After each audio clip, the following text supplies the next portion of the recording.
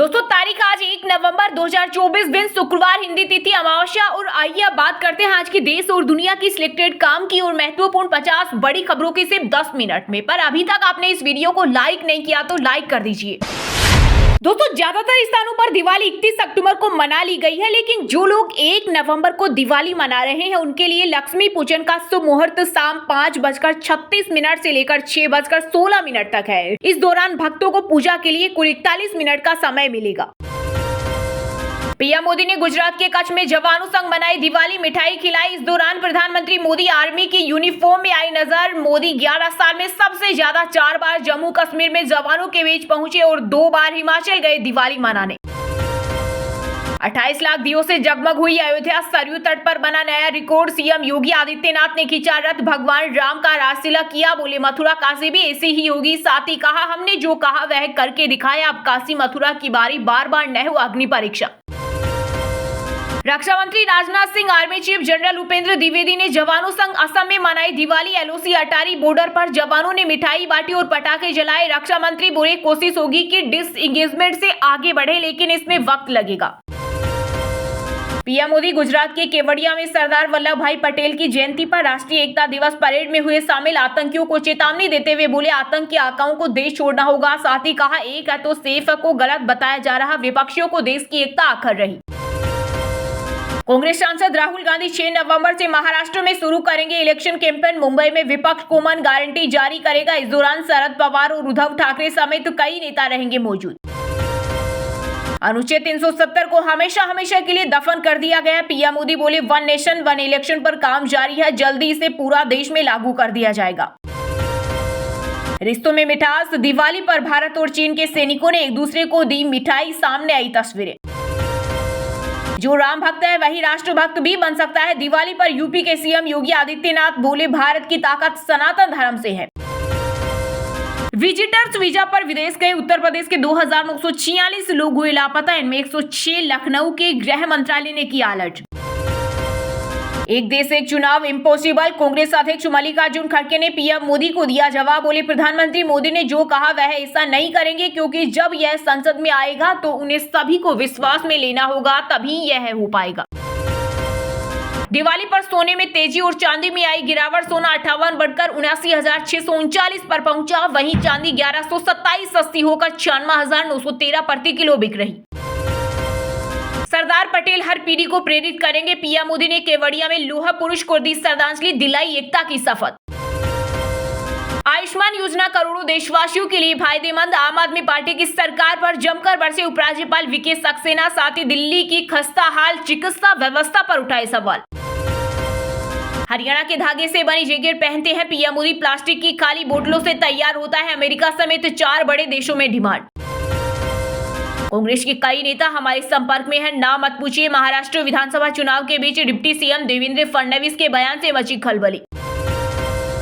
धर्म की पुनर्स्थापना हो, आंध्र प्रदेश में उप मुख्यमंत्री पवन कल्याण ने दिवाली पर पाकिस्तान, बांग्लादेश, अफगानिस्तान में सताए जा रहे हिंदुओं की सुरक्षा के लिए प्रार्थना की। हिमाचल वालों के लिए खुशखबरी, कांगड़ा में बनेगा देश का पहला आईजीबीसी प्रमाणित चिड़ियाघर। वहीं 4 धाम में दिवाली की धूम, 10 क्विंटल फूलों से सजाया गया केदारनाथ और रंग बिरंगी रोशनी से सजा बद्रीनाथ धाम। पीएम मोदी ने एकता नगर को दी 284 करोड़ की सौगात। 51 लाख तक पहुंची स्टेच्यू ऑफ यूनिटी देखने वाले पर्यटकों की संख्या। पूर्व पीएम इंदिरा गांधी की पुण्यतिथि पर राहुल गांधी ने दी श्रद्धांजलि। इंदिरा गांधी मेमोरियल पर फूल चढ़ाए। गैंगस्टर लॉरेंस बिश्नोई, इंटरव्यू में हाईकोर्ट ने पंजाब पुलिस को लगाई फटकार। कहा वाईफाई दिया, अफसर के ऑफिस को स्टूडियो बनाया, 60 गार्ड की जांच जरूरी। आईपीएल 2025 के खिलाड़ियों की रिटेंशन लिस्ट हुई जारी। चेन्नई के साथ धोनी की जर्नी रहेगी जारी। सलमान ने तोड़ा था ऐश्वर्या का हाथ, सोमी अली ने किया हैरान करने वाला खुलासा।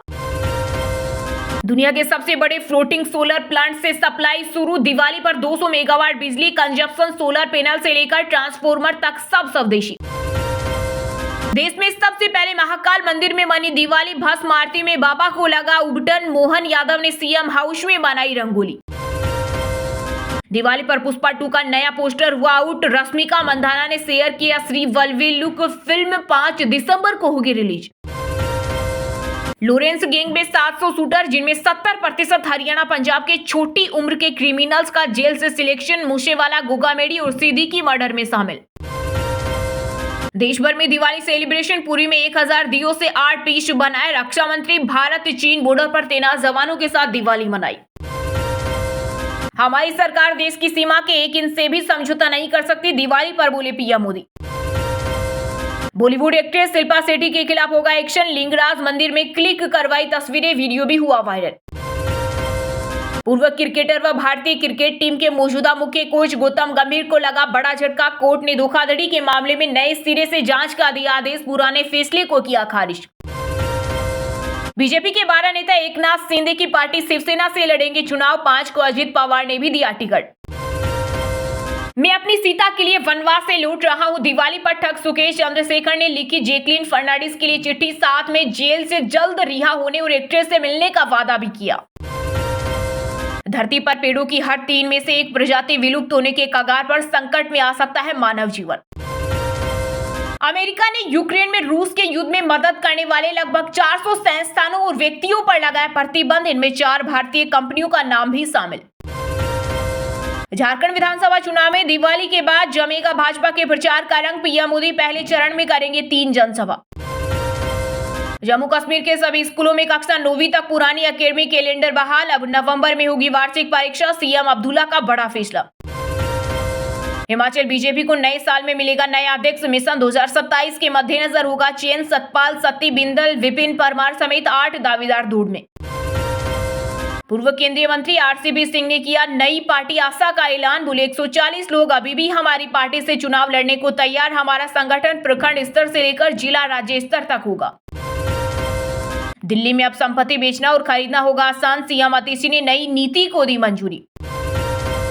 शिक्षा के अलावा भ्रमण का खर्च भी उठाएगी सरकार। हिमाचल प्रदेश के सीएम सुक्खू ने अनाथ बच्चों के साथ मनाई दिवाली, लक्ष्मी पूजा की। महाराष्ट्र विधानसभा चुनाव में घाटकोपर ईस्ट से बीजेपी उम्मीदवार सबसे अमीर पराग शाह 3,383 करोड़ के मालिक। 5 साल में संपत्ति 575% बढ़ी। दिल्ली में दिवाली पर बीजेपी को लगा बड़ा झटका। दिग्गज नेता और 3 बार के एमएलए ब्रह्म सिंह तंवर ने थामा आम आदमी पार्टी का दामन। हैदराबाद में मोमोज खाने से महिला की मौत के बाद तेलंगाना सरकार की कच्चे अंडे से बनी मेयोनीज पर रोक। 1 साल तक प्रोडक्शन स्टोर नहीं कर सकेंगे। कांग्रेस यूपी में समाजवादी पार्टी के लिए बड़े भाई की भूमिका में रहेगी। उपचुनाव न लड़ने के सवाल को लेकर बोले प्रदेश अध्यक्ष अजय राय। महाराष्ट्र विधानसभा चुनाव से पहले मुंबई में 86.50 लाख रुपए नगद जब्त। कार में पैसे ले जा रहे 3 लोगों पर हुई कार्रवाई। राजस्थान में गोधरा कांड के चैप्टर वाली किताबें वापस ली। स्कूलों में अब नहीं पढ़ाया जाएगा अध्याय। शिक्षा मंत्री मदन दिलावर बोले कांग्रेस सरकार ने किया हत्यारों का महिमा मंडल। मध्य प्रदेश के बांधवगढ़ नेशनल पार्क में 48 घंटे में 8 हाथियों की मौत से मचा हड़कंप। जहर के चलते मौत की आशंका, एसआईटी करेगी जांच।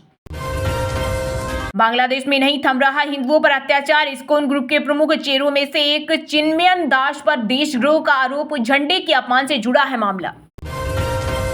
पंजाब में सख्ती के बाद भी नहीं थम रही पराली जलाने की घटनाएं। कुल 2466 मामले, 1473 एफआईआर, 2 एसएचओ पर कार्रवाई। तिरुमला में काम करने वाले दूसरे धर्म के लोगों को वीआरएच दिलाएंगे। टीडीपी के नए अध्यक्ष बीआर नायडू का बड़ा बयान। बोले इस मुद्दे पर सरकार से करेंगे बात। उत्तर कोरिया की मिसाइलों की पहुंच अब अमेरिका तक। अधिकारियों का दावा, आईसीबीएम मिसाइल का परीक्षण किया। अमेरिकी राष्ट्रपति जो बाइडेन के विवादित बयान पर डोनाल्ड ट्रंप का चुनावी स्टंट, कचरे का ट्रक जलाकर किया दावा। फिर चीन के दम पर फुफकारने लगा नेपाल। जिसने छापा विवादित नक्शा, उसी कंपनी को दिया नोट छापने का ठेका। Online food delivery platform Swiggy का आईपीओ 5 नवंबर को होगा ओपन। रिटेल निवेशक 8 नवंबर तक बोली लगा सकेंगे। 11,327 करोड़ रुपए जुटाना चाहती है कंपनी। पुलिस कमिश्नर का फर्जी फेसबुक अकाउंट बना करते थे ठगी। लैपटॉप से मिले 1658 बैंक अकाउंट के डिटेल। नागपुर साइबर पुलिस ने नाबालिग सहित 4 आरोपियों को राजस्थान से किया गिरफ्तार। एप्पल ने भारत में लॉन्च किया अपना सबसे धांसू लैपटॉप। मिलेंगे M4 चिपसेट समेत कई तगड़े फीचर्स। बंदी छोड़ दिवस के लिए अकाल तख्त साहिब से आदेश का। सिख नरसंहार की याद में घी के दिए जलाएं, बिजली की सजावट से बचें। चलिए अब जानते हैं जो आम आदमी के काम की और फायदेमंद खबरें हैं उनको विस्तार से। पर इससे पहले अभी तक आपने इस वीडियो को लाइक नहीं किया तो लाइक कर दीजिए। 28 लाख दियों से जगमग हुई अयोध्या सरयू तट पर बना नया रिकॉर्ड। सीएम योगी आदित्यनाथ ने खींचा रथ, भगवान राम का रासलीला किया, बोले मथुरा काशी भी ऐसी ही होगी। साथ ही कहा हमने जो कहा वह करके दिखाया। अब काशी मथुरा की बारी, माता सीता की बार बार न हो अग्नि परीक्षा। जी हां, राम नगरी अयोध्या दिवाली के अवसर पर दियों से जगमग हुई है। सरयू नदी के 55 घाटों पर 28 लाख दिए जलाए गए। इसके साथ ही नया रिकॉर्ड बन गया है। Guinness book of world record team ने भी इसकी घोषणा की है। पिछले साल 22 लाख दिए जलाए गए थे। सीएम योगी ने राम मंदिर में पहला दीप जलाकर दीपोत्सव का शुभारंभ किया। इस दौरान 1600 अर्चकों ने सरयू आरती की। इससे पहले भगवान राम, सीता और लक्ष्मण पुष्पक विमान से पहुंचे। योगी ने उनका स्वागत किया। भगवान रथ पर सवार हुए। योगी ने राम रथ खींचा। प्रभु राम को रामकथा पार्क लाया गया। यहाँ योगी ने राम की आरती उतारी और रासलीला किया। इस दौरान भगवान राम के स्वागत में जगह जगह कलाकार नृत्य करते नजर आए। रामायण के प्रसंगों पर आधारित झांकियां सड़कों पर निकाली गई। रामलला की प्राण प्रतिष्ठा के बाद यह पहला दीपोत्सव है। इसमें करीब 3 लाख लोग शामिल हुए। इनमें करीब 2 लाख लोग पहली बार अयोध्या आए। इस दौरान सीएम योगी ने कहा, ये दीप जो आपके द्वार जलाए जाएंगे वो केवल दीप नहीं, ये सनातन धर्म का विश्वास है। अयोध्या वासियों को आगे आना होगा। उन्होंने कहा, अयोध्या जैसी मथुरा काशी दिखनी चाहिए। सनातन धर्म ने कभी किसी का अहित नहीं किया, सबको गले से लगाया। जो भी मानवता के मार्ग में बैरियर बनेगा उसकी वही दुर्गति होनी है जो यूपी के माफियों की होगी। योगी ने कहा, यह वर्ष अयोध्या के लिए अद्भुत, अनुपम, अलौकिक है। जब इस वर्ष 500 वर्षों का इंतजार समाप्त करके एक बार फिर रामलला अपने धाम में विराजमान होकर दुनिया के सभी पीड़ितों को ये संदेश दे गए कि कभी भी अपने रथ से विचलित नहीं होना चाहिए। वहीं केंद्रीय मंत्री गजेंद्र सिंह शेखावत ने कहा, 1528 में मीर बाकी ने भगवान राम के मंदिर को तोड़ा, तब से भारत के सौभाग्य। पीएम मोदी गुजरात के केवड़िया में सरदार वल्लभ भाई पटेल की जयंती पर राष्ट्रीय एकता दिवस परेड में हुए शामिल आतंकियों को चेतावनी देते हुए बोले, आतंक के आकाओं को देश छोड़ेगा नहीं। साथ ही कहा, एक है तो सेफ है को गलत बताया जा रहा, विपक्षियों को देश की एकता आखर रही। जी हां, प्रधानमंत्री नरेंद्र मोदी सरदार वल्लभ भाई पटेल की 139वीं जयंती और एकता दिवस के मौके पर गुजरात के केवड़िया पहुंचे। इस दौरान उन्होंने कहा, कभी हम स्कूल कॉलेज में एकता के गीत गाते थे कि हिंदू देश के निवासी सभी जन एक है, रंग रूप भेष भाषा चाहे अनेक है। पीएम ने कहा कि आज कोई अगर कोई कहता है कि एक है तो सेफ है तो कुछ लोग इसे गलत बताने लगते हैं। इन लोगों को देश की एकता आखर रही है। हमें इसी प्रवृत्ति से पहले से भी ज्यादा सावधान रहने की जरूरत है। इसके अलावा पीएम ने आतंकवाद, अलगाववाद, नक्सलवाद, विदेश नीति समेत 8 मुद्दों को जिक्र किया। इससे पहले पीएम मोदी ने स्टैच्यू ऑफ यूनिटी पर पुष्पांजलि अर्पित की और एकता दिवस की शपथ ली। उन्होंने एकता परेड देखी जिसमें 9 राज्यों और 1 केंद्र शासित प्रदेश की पुलिस, 4 केंद्रीय सशस्त्र पुलिस बल, एनसीसी और 1 मार्किंग बैंड की 16 मार्किंग टुकड़ियां शामिल हुई। परेड में एनएसजी की हेल मार्क टुकड़ी, बीएसएफ और सीआरपीएफ के महिला और पुरुष बाइकर्स की रैली, बीएसएफ के मार्शल आर्ट का शो, स्कूली बच्चों का पाइप बैंड शो, वायुसेना का सूर्य किरण फ्लाई पास्ट शामिल हुई। प्रधानमंत्री ने कहा कि कुछ लोग अराजकता फैलाने की कोशिश कर रहे हैं। वे भारत को चोट पहुंचाने में जुटे हैं। वे चाहते हैं कि दुनिया में भारत की गलत छवि उभरे। ये लोग भारत की सेनाओं को टारगेट करने में लगे हैं। मिस इन्फॉर्मेशन कैंपेन चलाए जा रहे हैं। ये लोग जात पात के नाम विभाजन करने में लगे हैं। पीएम ने कहा, बीते 10 साल में भारत ने विविधता में एकता में जीने के हर प्रयास में सफलता पाई। आज वन नेशन वन आइडेंटिटी यानी आधार की चर्चा दुनिया भर में हो रही है। हमने one nation one tax system बनाया और हमने वन नेशन वन ग्रिड की संकल्पना पूरी की। मोदी ने कहा, आज भारत सेक्युलर सिविल कोड की तरह बढ़ रहा है। इसके मूल में सरदार साहब की बात ही हमारी प्रेरणा है। अलग अलग वर्गों में जो शिकायत का भाव रहता है वो दूर होगा। देश में एकता का संकल्प सिद्ध करेगा। आजादी के 7 दशक बाद एक देश एक संविधान का सपना पूरा हुआ। प्रधानमंत्री ने आगे कहा, आज पीएम किसान सम्मान निधि बिना भेदभाव मिलती है। आज आयुष्मान योजना का लाभ बिना भेदभाव मिलता है। इससे लोगों का सरकार में भरोसा बढ़ा है। यही एक भारत श्रेष्ठ भारत को गति दे रही है।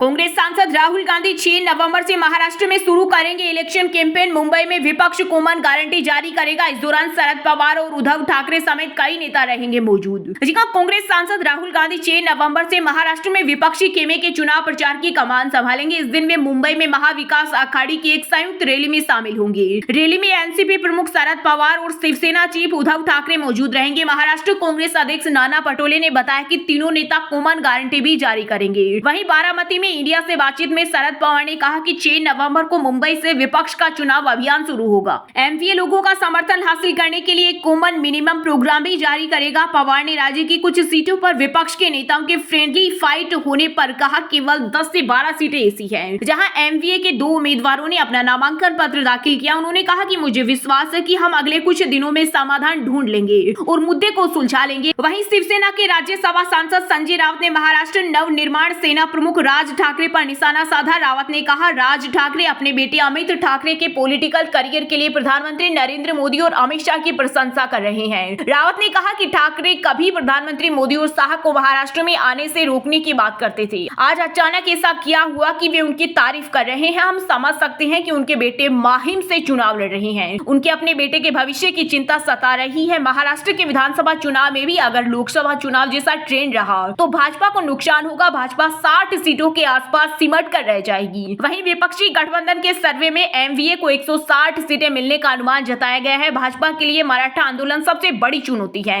इसके अलावा शिवसेना और एनसीपी में तोड़फोड़ के बाद उद्धव ठाकरे और शरद पवार के साथ लोगों की सिंपैथी है।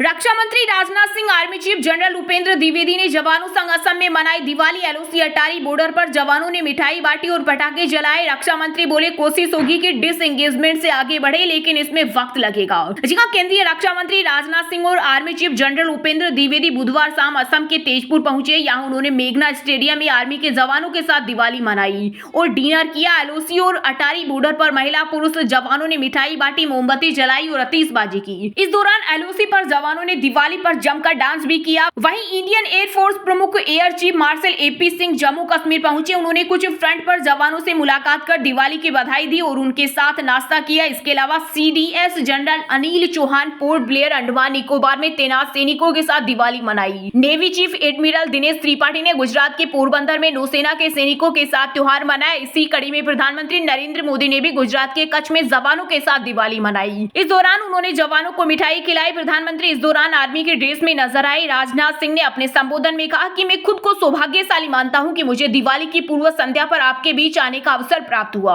उन्होंने कहा किसी भी त्योहार की खुशी तब और बढ़ जाती है जब उसे परिवार के साथ मनाया जाए। परिवार जितना बड़ा होता है खुशी भी उतनी ही अधिक होती है। इसलिए मैं दिवाली अपने बड़े परिवार, अपने सशस्त्र बल परिवार के साथ मनाने का प्रयास करता हूँ। यही कारण है कि इस साल दिवाली आपके साथ तेजपुर में मना रहा हूँ। राजनाथ सिंह ने कहा कि आप जानते हैं कि एलएसी पर सीमा से जुड़ा एक बड़ा घटनाक्रम हुआ। एलएसी पर कुछ क्षेत्रों को लेकर भारत और चीन के बीच टकराव को सुलझाने के लिए लंबे समय से कूटनीतिक और सैन्य स्तर पर बातचीत चल रही थी। उन्होंने कहा कि हमारे प्रयासों के बाद हम एलएसी पर जमीनी हालत को सुलझाने में आम सहमति पर पहुंचे और हम इसमें सफल हुए। रक्षा मंत्री ने कहा यह वास्तव में एक बड़ी घटना है। मैं दृढ़ता से दावा कर सकता हूं कि हमने यह सफलता आपके साहस और अनुशासन के कारण हासिल की है।